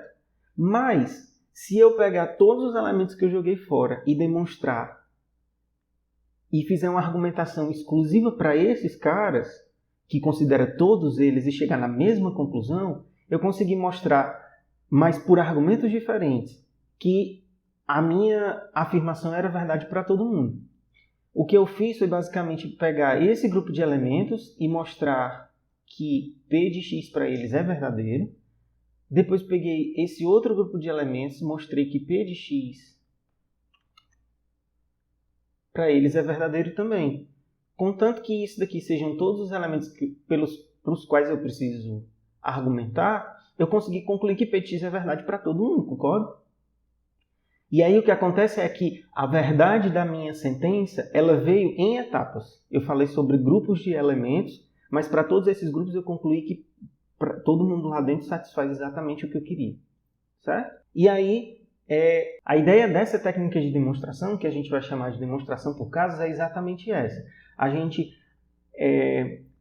agrupar os elementos para os quais a gente tem que argumentar em vários subgrupos e demonstrar separadamente para cada um desses subgrupos que a nossa sentença é verdadeira, certo? E o que acontece é que a gente vai separar esses elementos se baseando em propriedades. Então a gente vai olhar todos os elementos que têm tal propriedade, todos os elementos que têm essa outra propriedade, todos os outros elementos que têm essa outra propriedade. E essa propriedade em particular que a gente vai utilizar, essas propriedades que a gente vai utilizar para agrupar esses elementos, elas são necessariamente coisas que a gente pode afirmar sobre os elementos que tem lá dentro que a gente pode utilizar nas nossas demonstrações. Só que aí a gente vai ter mais de uma demonstração, na verdade, para poder fazer. Em cada uma delas a gente tem informações novas, que são exatamente as hipóteses que a gente vai introduzindo, certo? Contanto que a gente observe se todos os elementos foram considerados em todos esses grupos, a gente demonstrou para todo mundo. O que nunca pode acontecer é de algum elemento do domínio não conseguir se encaixar em nenhuma dessas condições, certo? Nenhuma das hipóteses que eu faço, separadamente para cada uma das demonstrações, contempla esse elemento. E aí eu não posso dizer que vale para todo mundo, porque um cara em particular não foi incluído em nenhuma das argumentações, certo? E eu não saberia dizer se ele é verdadeiro ou falso, se a propriedade é verdadeira ou falsa para ele. Então, geralmente o que a gente faz é observar propriedades dentro dos nossos elementos e segregar esses elementos entre os elementos que têm essa propriedade e os elementos que têm essa outra propriedade, os que têm essa outra, o que tem essa outra. E cada uma dessas coisas que a gente olha, a gente diz que é um caso. Certo? Então, por exemplo, para a gente demonstrar essa sentença, para todo inteiro n ao quadrado é maior ou igual do que n, a gente não tem informação nenhuma para poder começar a fazer essa demonstração. Porque o que eu sei com relação a n? Ele é necessariamente um número inteiro, mas e aí? O que eu sei sobre ele? Ele é par, ele é ímpar, ele é positivo, ele é negativo? Não sei. Então, a gente pode observar coisas que a gente pode falar sobre números inteiros e tentar observar como é que a gente divide o conjunto dos inteiros sobre essas propriedades, certo? Em particular, ser par ou ser ímpar não vai ajudar em nada a eu descobrir se o quadrado é maior ou igual do que o número original. Eu imagino que não. Mas o que acontece era que se eu soubesse se eu estou falando de números positivos ou negativos, eu provavelmente conseguiria fazer uma manipulação para poder chegar nessa conclusão. Então, o que eu vou tentar fazer é pegar os números que são maiores do que zero e ver o que eu consigo falar sobre o quadrado deles, em relação a eles, os números que são menores do que zero e os que são iguais a zero, que na verdade só tem um elemento, certo? E aí eu vou dividir separadamente minhas argumentações assim. Vou considerar daqui para frente todos os elementos que são iguais a zero. Em outro contexto, vou considerar necessariamente, separadamente, os elementos que são maiores do que zero. E aí eu vou fazendo as minhas argumentações, certo? Então, eu vou considerar 3 casos dentro da minha demonstração. E aí eu só preciso observar se todos os números inteiros estão contemplados. Então, dentro do conjunto dos inteiros, a gente tem o 0, os maiores ou iguais a 1 e os menores ou iguais a menos 1. Todos os números inteiros estão em uma dessas categorias. Então, se eu conseguir mostrar separadamente cada uma dessas coisas, eu consigo mostrar para todos os números inteiros. Uma coisa que é importante é o seguinte, eu não preciso separar necessariamente todos os elementos em casos separados. Não tem problema um elemento ser contemplado em mais de um caso. O que acontece é que você tem argumentos diferentes para concluir que aquele cara satisfaz a propriedade. Certo? Não tem problema. Às vezes você segrega assim, os elementos que são maiores ou iguais que 5 e os elementos que são menores ou iguais do que 10. Os elementos que estão entre 5 e 10, eles caem nas duas situações, certo? Isso não é problema nenhum. O que nunca pode acontecer é ter alguém que não foi contemplado. Mas alguém que foi contemplado mais de uma vez não tem problema. Não existem sentenças que a gente consegue demonstrar com mais de uma técnica diferente, são mais de um argumento diferente para a gente concluir que aquele negócio é verdade. Isso não invalida os outros argumentos que a gente deu, não invalida o cara ser verdadeiro, certo? Mas aqui em particular, eu decidi dividir em casos em que ninguém está em mais de um, né? E aí o que acontece é o seguinte, eu estou considerando, nesse caso aqui em particular, somente os elementos que são maiores ou iguais do que 1. Então aqui dentro da minha demonstração eu posso fazer uso dessa informação, certo? Em particular, eu estou demonstrando o caso em que o n é igual a 0 separadamente, e aí eu preciso concluir se 0 ao quadrado é maior ou igual do que 0. E isso aqui é verdade, necessariamente, certo? Para os elementos que são maiores ou iguais do que 1, eu preciso concluir se n ao quadrado é maior ou igual do que n. Concorda comigo que se o número é maior ou igual do que 1, ele é necessariamente positivo? E aí, como é que eu faço para encontrar uma relação entre n ao quadrado e n aqui? Eu posso pegar essa informação e multiplicar essa desigualdade por n dos dois lados. Como eu tenho necessariamente a informação de que n é positivo, essa desigualdade não vai mudar de sentido, certo? Então, eu vou encontrar n ao quadrado maior ou igual do que n, do jeito que eu precisava aqui. Como em particular o n é maior do que 0, a gente pode multiplicar essa desigualdade n maior ou igual do que 1 por n dos dois lados e encontrar exatamente o que a gente queria, certo? E aí, nesse terceiro caso, a gente tem a informação de que n é negativo, porque n é menor ou igual que menos 1. Então, se eu multiplicar por n dos dois lados, eu necessariamente preciso trocar a minha desigualdade de lado, certo? E aí, o que acontece é que eu ia encontrar n ao quadrado maior ou igual do que menos n, certo? Mas, como n é negativo, menos n é necessariamente positivo. E aí, todos os números positivos são maiores do que os números negativos, concorda? Então, eu poderia afirmar que menos n é maior ou igual do que n, necessariamente, porque o n é negativo. E aí eu tenho a informação de que esse n ao quadrado é maior ou igual do que o n do jeito que eu precisava, certo? O que acontece é que nessa demonstração que tem aqui nos slides, eu ainda não corrigi para vocês, a argumentação está errada, porque bem aqui eu multiplico menos 1 por menos n, e o resultado aparece como sendo menos n. Isso não é verdade, né? Então, essa argumentação aqui não iria funcionar. O que funciona é o seguinte, em vez de eu multiplicar por menos n dos dois lados, fazer do jeito que eu disse, certo? E aí a gente mantém mais ou menos essa ideia aqui, eu ficaria, e aí eu vou usar o slide anterior porque eu tenho espaço, eu ficaria com n menor ou igual que menos 1, equivalente a n ao quadrado maior ou igual do que menos n, certo? Mas, aí eu preciso argumentar, como n é negativo, menos n é necessariamente positivo e todos os números positivos são maiores ou iguais do que todos os números negativos. E aí eu concluo que n ao quadrado é maior ou igual do que n nesse caso também, certo?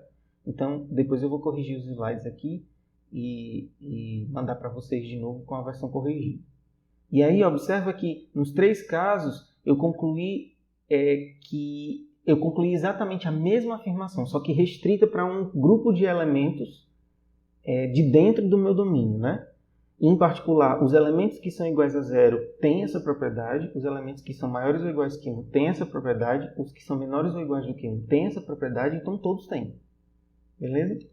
Então, quando a gente está aplicando demonstração por casos, o que a gente faz é basicamente observar que a gente precisa chegar no mesmo objetivo de antes, porém agora a gente vai fazer isso por caminhos diferentes, e eu preciso dizer todos os caminhos. Mas é interessante eu poder fazer demonstração por casos, porque eu tenho agora a liberdade de introduzir hipóteses, ou seja, colocar mais informações disponíveis para eu poder fazer a minha demonstração, que antes talvez eu não tivesse e que vão me ajudar a argumentação. Mas isso gera uma obrigação de eu fazer essas hipóteses de forma que todos os elementos estejam contemplados, certo? Um outro exemplo de sentença que a gente pode demonstrar por casos é essa. Eu quero dizer que para todo par de números reais, se eu somo esses dois números, eu vou encontrar o mesmo resultado de eu pegar o menor dos dois e somar com o maior dos dois. É uma coisa bem óbvia, né? Mas é um bom exemplo de vocês observarem algumas coisas com relação à demonstração por casos e a próxima coisa que eu quero falar para vocês. Certo? Em particular, dados dois números reais quaisquer, quem é o mínimo dos dois e quem é o máximo dos dois? Eu não sei dizer porque esse par de números que eu pego, ele é arbitrário, eu pego qualquer par. Se eu tiver a sorte de pegar como x o 2 e como y 3,5, o menor dos dois é o x e o maior é o y. Mas se eu pegar como x 1,5 e como y 0, o menor dos dois é o y e o maior é o x. Então, tem mais de uma possibilidade. E se você olhar para essa sentença aqui, o que eu vou usar de informação? Bom, para eu saber quem é o menor dos dois números, eu preciso saber qual é a relação entre os dois, concordo?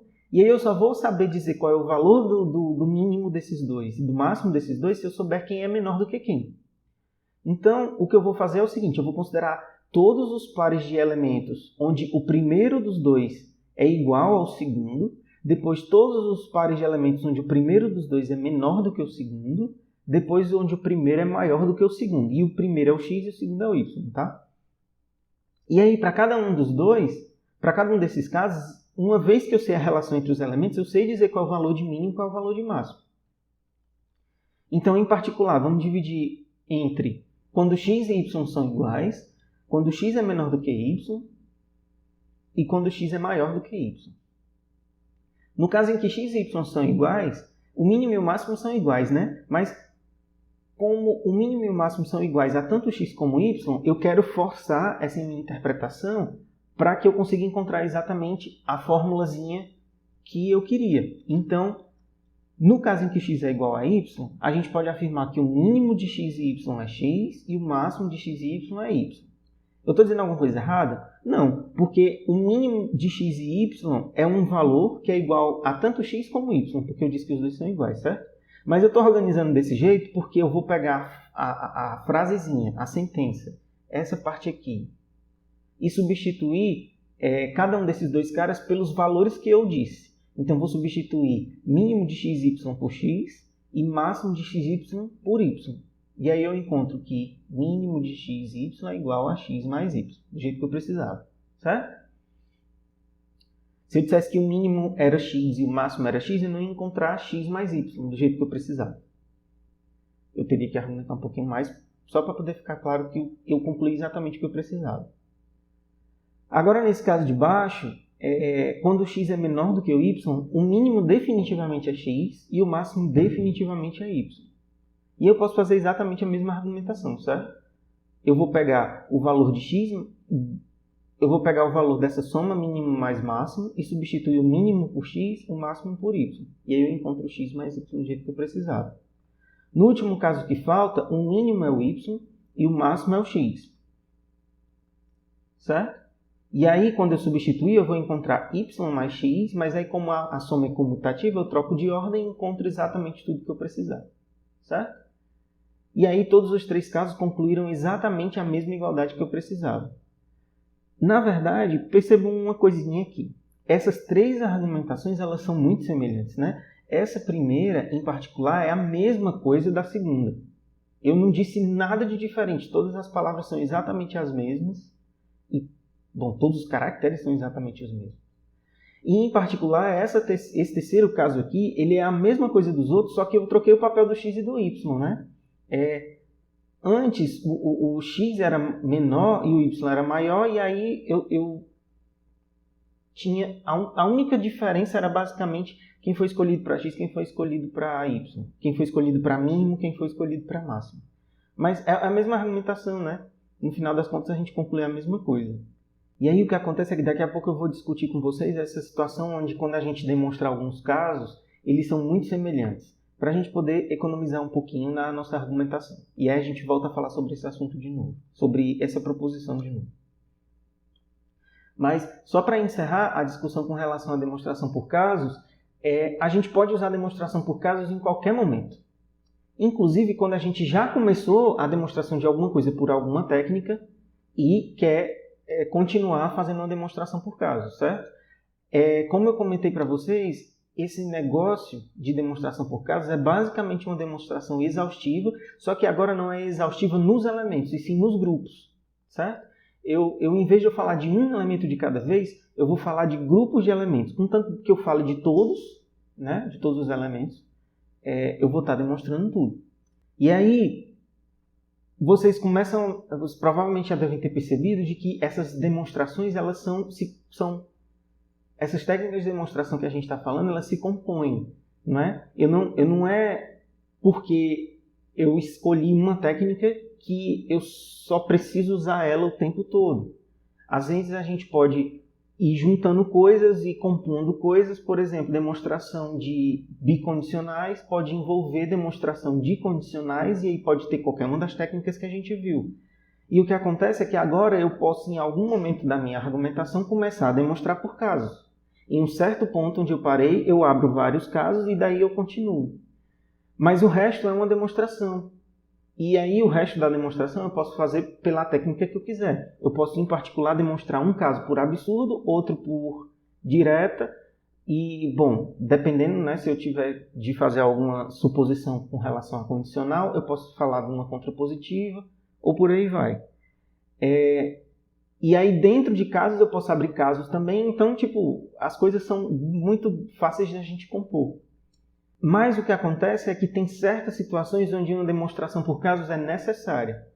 Geralmente, quando a gente não consegue tratar de todos os elementos simultaneamente. Porque a gente não consegue um argumento que seja geral para todos os elementos. Certo?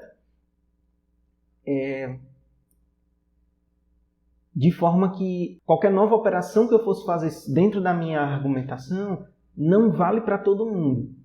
Vale só para um grupinho dos elementos.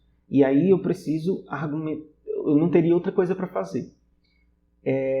De outra forma, quando a gente não tem um jeito óbvio de começar a nossa argumentação. Eu dei um exemplo aí para trás, onde a gente não tinha nenhuma propriedade para utilizar, né? Na verdade, os dois exemplos que eu dei de demonstração por casos, a gente não tinha nenhuma manipulação possível de ser feita. Inclusive, a gente só podia começar a argumentar se a gente soubesse mais informações. E é basicamente isso, certo? Essa terceira opção. Quando informações extras de cada caso são necessárias ou então podem ser usadas para a gente poder conseguir continuar a nossa argumentação, certo? No caso do mínimo, para eu poder falar qualquer coisa, eu precisava saber quem era mínimo e quem era máximo. Eu precisava ter uma relação entre os elementos, né? Então, eu precisava de informação a mais para poder continuar. Além disso, se em algum momento da sua argumentação você não tem mais o que fazer, porque não tem mais nenhuma opção para continuar, até o ponto antes de a gente falar de demonstração por casos, o que eu sugeria vocês fazer era tentar outra técnica. Mas agora, além de a gente ter a possibilidade de tentar outra técnica para ver se a outra técnica vai ser bem sucedida na demonstração, a gente pode também ter a opção de abrir casos e tentar continuar a nossa argumentação a partir desses casos que a gente abre. Obviamente, a gente tem que observar que tipo de propriedades a gente vai enunciar para poder tentar ajudar a gente a continuar, a avançar na nossa argumentação e, ao mesmo tempo, que esses casos que a gente abre contemplem todos os elementos, certo? Então, são duas forças meio opostas que a gente tem que tentar conciliar. São a gente saber quais hipóteses a gente precisa abrir para poder aumentar os nossos argumentos e, ao mesmo tempo, que tipo de organização a gente vai fazer com relação aos elementos dos outros casos para que todos sejam contemplados. E aí, voltando àquele contexto que a gente tinha antes, eu vou falar dessa noção que a gente chama de sem perda de generalidade.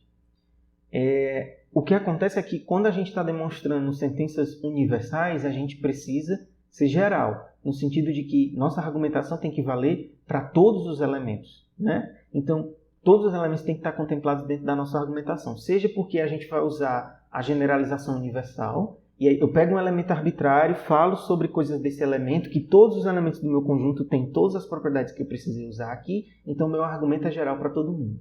Ou então eu dividi em casos, mas aí todos os casos, todo o elemento está incluso em algum caso. E aí eu consigo argumentar para todos os elementos. Ou então eu demonstrei todos os elementos de forma exaustiva. E aí, se a gente lembra da história de que quando eu abro uma hipótese e demonstro qualquer coisa a partir daquela hipótese, eu só falei dos elementos que satisfazem aquela hipótese. Se você esquecer algum caso na sua argumentação, se você dividir em casos de forma que algum elemento ficou de fora, você não conseguiu demonstrar para todos os elementos. Então, sua argumentação não foi geral, certo? Então, toda vez que você omite alguma coisa que era necessária para você concluir para todos os elementos, você não está sendo geral. Mas, naquela situação anterior, naquele exemplo anterior do mínimo e do máximo, a gente viu que a argumentação dos 3 casos era basicamente a mesma coisa. A gente não usou nenhum argumento diferente entre um e outro, né? A gente mudou basicamente o papel da variável. Uma hora a variável x era o maior dos elementos, outra hora a variável x era o menor dos elementos. Mas a argumentação em si é a mesma. E aí, essa noção de sem perda de generalidade é basicamente o que permite a gente ser mais breve nas nossas argumentações e evitar ficar fazendo argumentações repetidas, de utilizar exatamente os mesmos argumentos de coisas que a gente já falou. Mas aí o negócio tem que ser observado com cuidado. Em certas demonstrações por casos, às vezes as argumentações se repetem, como eu falei para vocês naquele exemplo, né? Então, geralmente o que acontece é a gente alterar basicamente o nome das variáveis. A gente altera o papel, né, dos números que a gente está lidando, basicamente. E aí, nessas situações, acontece muito de a gente não ter nenhum argumento novo apresentado. Exatamente a situação daquele exemplo. E aí a gente pode abreviar a nossa demonstração fazendo o seguinte. A gente faz a demonstração só de um dos casos. Digamos que eu tenho 3 situações onde a argumentação é a mesma. Eu vou demonstrar só um dos casos, certo? E vou informar para o meu leitor que os outros casos que eu não demonstrei têm exatamente a mesma estrutura daquele que eu demonstrei, fazendo simplesmente alterações óbvias, como, por exemplo, mudança de variáveis, né? E aí, a forma como a gente diz isso para o leitor é dizendo que os outros casos foram omitidos, mas sem perda de generalidade. Então, era para eu ter demonstrado 3 casos. Eu demonstrei só um. Mas mesmo assim, eu não perdi minha generalidade, porque os outros 2 casos são exatamente essa mesma coisa aqui. De outra forma, é como se eu estivesse dizendo para o leitor, se você for olhar os outros casos que eu não demonstrei, eles são basicamente a mesma argumentação que eu tenho aqui. O que você vai precisar adaptar nas outras, diferente dessa daqui, é coisas triviais, coisas banais, certo? E aí, vamos voltar para cá para o exemplo que a gente tinha antes. A demonstração que a gente tinha antes era essa, onde nesse caso e nesse caso o x era o mínimo e o y era o máximo, certo? E aí a ideia que a gente teve foi pegar a expressão mínimo mais máximo, substituir o valor dos dois e concluir que eu tinha x mais y. E a diferença era esse último caso aqui, onde o papel do x e do y foi trocado. Num, o x era o mínimo, o y era o máximo, e no outro, no último, o x era o máximo e o y era o mínimo. E o que a gente vai fazer? Eu vou pegar essa estrutura inteira, eu vou demonstrar para um caso só, e os outros vão vir, eu vou dizer para o leitor que ele vai conseguir concluir sem eu precisar demonstrar para ele. Em particular, eu vou unir essas duas coisas num caso só. Eu vou considerar o caso em que o x é menor ou igual do que o y. Porque no caso em que o x é igual a y e no caso em que o x é menor do que o y, é exatamente a mesma argumentação. Eu não tenho nenhuma troca para fazer. Certo? E aí a nossa demonstração muda para esse comprimento inteiro para ser só isso daqui. E aí o começo é basicamente o mesmo. Sejam x e y números reais, suponha, aí eu digo, sem perda de generalidade, ou seja, eu vou te mostrar só um caso, os outros que eu não te mostrar, você vai ver que são basicamente a mesma coisa, que o x é menor ou igual do que o y. Certo? E aí, nesse caso em que o x é menor ou igual do que o y, eu tenho a mesma argumentação de antes, certo? Até o final. E aí, cadê os outros casos? Cadê o caso em que o x é maior do que o y? Bom, eu disse que a minha argumentação é sem perder generalidade. Qual é a diferença da minha argumentação aqui, em que o x é menor ou igual do que o y, para o caso em que o x é maior do que o y? A diferença é só o papel, de quem é mínimo e quem é máximo. Mas o resto das coisas que eu te disse vão continuar exatamente do mesmo jeito. E eu não vou precisar, no outro caso que eu omiti, de nenhum argumento diferente do que eu tenho aqui. Argumento diferente no sentido de que, se nesse outro caso eu tivesse que falar sobre uma propriedade diferente, se eu tivesse de fazer uma manipulação diferente, se eu tivesse de fazer uma conta diferente, se tivesse uma especificaçãozinha que muda, que precisasse de uma argumentação mesmo, certo?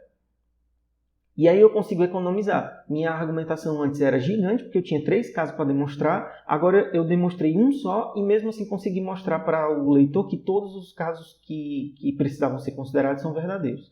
Observa aqui que quando a gente diz sem perder generalidade, eu preciso ter certeza que os casos que eu omiti são basicamente a mesma coisa que eu já argumentei e as mudanças que eu preciso fazer são coisas banais, como por exemplo, mudar a variável, mudar a ordem de coisas, coisas super simples, certo?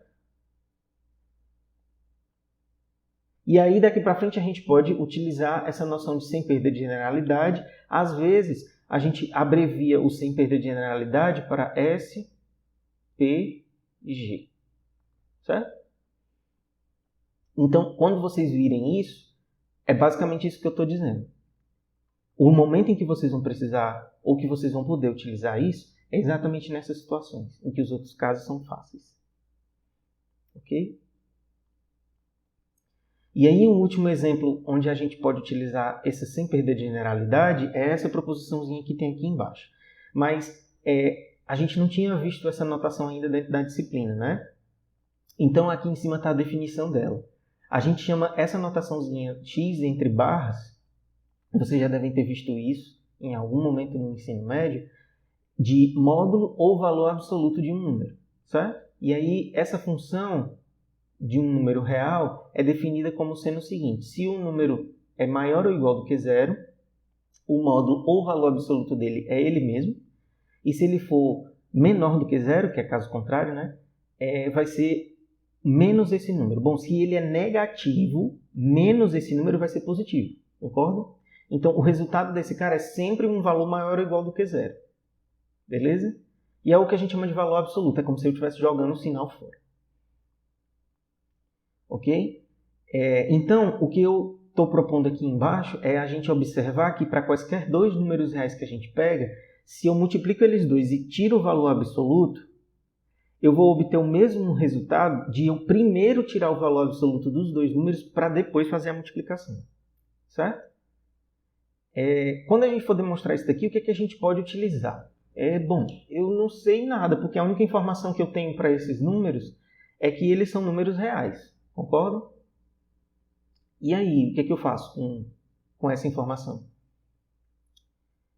Como é que eu vou saber relacionar os módulos? Bom, o que acontece é que a própria definição da função módulo já diz para a gente coisas que a gente precisa observar para eu saber calcular os valores.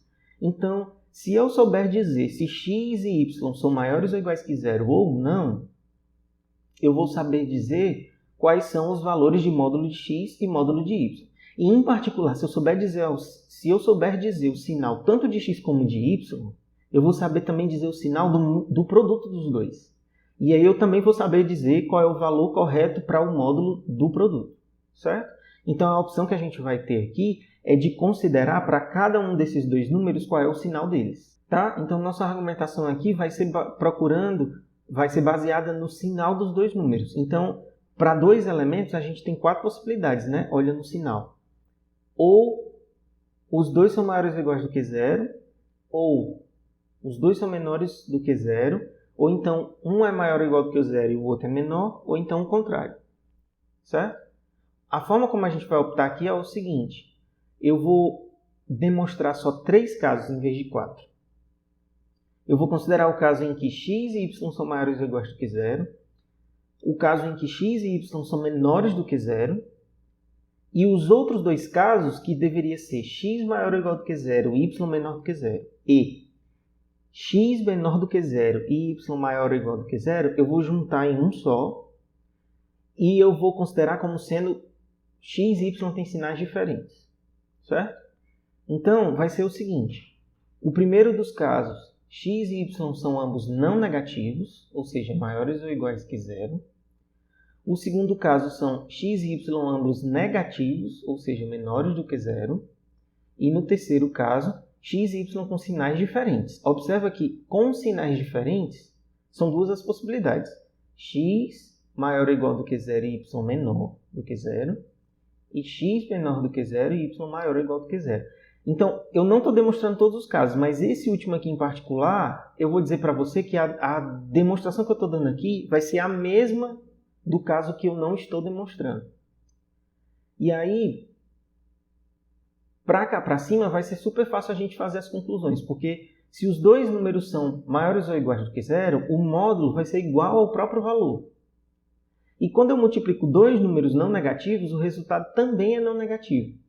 Então, o módulo de x vezes y vai ser o próprio x vezes y, certo? Então, por definição, módulo de x é x, módulo de y é y, e aí, como x e y é maior ou igual do que zero, já que os dois são maiores ou iguais do que zero, né, o módulo de x e y vai ser igual a x e y. E aí, o que eu preciso concluir é que isso vezes isso é igual a isso, certo? E aí eu pego, qual é o valor de módulo de x vezes módulo de y? É igual a x vezes y, né? Substituindo esses dois valores. Só que x vezes y é igual ao módulo de x. Então, essas coisas são iguais do jeito que eu precisava. No caso de ambos serem negativos, o raciocínio é bem complementar, mas não é a mesma argumentação. O módulo de x vai ser igual a menos x, o módulo de y vai ser igual a menos y, mas quando eu multiplico dois números negativos, o resultado é positivo, certo? Então é diferente. Aqui eu tinha que os módulos são iguais e o módulo do produto é igual. Aqui eu vou ter que os módulos são os negativos, mas o do produto vai ser igual. Então não dava para eu aproveitar esses dois casos como uma coisa só, sem perda de generalidade, certo? Os argumentos são diferentes. Mas o que acontece é que, se eu olho essa mesma estrutura, qual é o valor de módulo de x vezes módulo de y? Bom, substituindo vai dar menos x vezes menos y, e aí eu multiplico esses dois caras negativos, vai dar x vezes y, certo? Só que x vezes y é igual ao módulo de xy, então eu consigo a igualdade que eu precisava do mesmo jeito. Beleza? E aí, o caso em que o x e y têm sinais diferentes, eu vou tratar separadamente. E aí o que acontece é que um dos dois tem que ser maior ou igual do que zero, e o outro tem que ser menor do que zero. E aí eu estou testando o produto entre os dois e o produto entre os módulos. Concorda que eu mudar a ordem entre produtos não faz diferença? Então, se eu pego primeiro o maior se eu pego primeiro o positivo e depois o negativo, ou se eu pego primeiro o negativo e depois o positivo, não vai fazer diferença? Então, é por conta dessa situação que eu vou poder argumentar que os dois casos vão ser exatamente a mesma argumentação e eu vou mostrar só um, certo? O que a gente vai fazer é supor que o x é maior ou igual do que zero e o y é o menor do que zero, certo? Então, sem perda de generalidade, suponha que o x é maior ou igual que zero e o y é menor do que zero. E aí a gente vai seguir o resto da lógica. O módulo de x vai ser igual a x, o módulo de y vai ser igual a menos y, certo? Só que agora eu estou multiplicando um cara positivo com um cara negativo. O resultado vai ser necessariamente negativo. Então, xy vai ser menor do que zero, e aí o módulo dele vai ser menos xy. E aí, olhando, o módulo de x vezes o módulo de y, substituindo, vai dar x vezes menos y, que vai dar igual a menos xy, só que isso é igual ao módulo de xy, do jeito que eu precisava. Aí a gente se pergunta, vixe, mas eu acabei pegando primeiro o cara negativo e depois o cara positivo. Então o que você vai fazer? Troca o nome dos dois. Em vez de você chamar x o primeiro, chama x o segundo. E chama o y o primeiro. E aí você, trocando a ordem, você vai ver que essa mesma argumentação é exatamente o que você precisava. Eu mudei só o papel das variáveis, concorda? Então, se vocês verem, a argumentação aqui ela não vai mudar se eu trocar onde tem escrito x por y, certo? Se em todo canto aqui eu trocar o x pelo y, eu vou ter y maior ou igual do que zero, x menor do que zero, e todas as outras trocas que eu fizer, o resto a argumentação vai continuar válida. Eu não vou estar mentindo em lugar nenhum, beleza? Então, eu posso fazer essa ideia de sem perda de generalidade. E aí a gente encerra o assunto dessa semana. Próxima semana a gente vai ver basicamente o complemento das coisas que a gente estava vendo, certo? A gente estava demonstrando só sentenças universais, a gente vai falar sobre sentenças existenciais.